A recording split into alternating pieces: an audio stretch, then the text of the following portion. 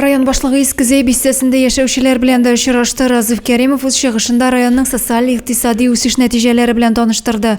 Эш шартлары, оешма предприятиеләрдәге хезмәт хаклары турында сөйләде. В прошлом году, к концу года, фактически где-то 15-20, а то и 25 человек были в вакансии. Но несмотря на это, прислушались, приняли решение, в том числе даже сахарный завод повысил заработную плату на 48%. И сегодня все вакансии 100% во всех крупных предприятиях заполнены. Это здорово.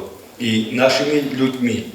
Район башлыгы 8 сентябрьдә булачак мөһим вакыйга Дәүләт Советына депутатлар сайлау хакында да әйтеп узды. Шәһәр территориясен төзекләндерү, юл урам шелтәрен карап тоту, юл хәрәкәте иминлеге яшелләндерү буенча чаралар турында шәһәр башкарма комитеты җитәкчесе Наталья Павлова сөйләде.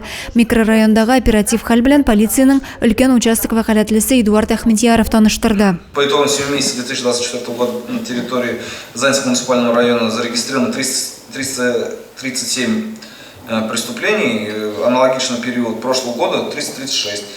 Из которых больше половины приходится на преступления в IT-технологиях. Шәхси ярдәмче хуҗалыкларга дәүләт ярдәме күрсәтүнең гамәлдәге программалары хакында авыл хуҗалыгы идарәсе башлыгы Фәргат Камалиев чыгыш ясады.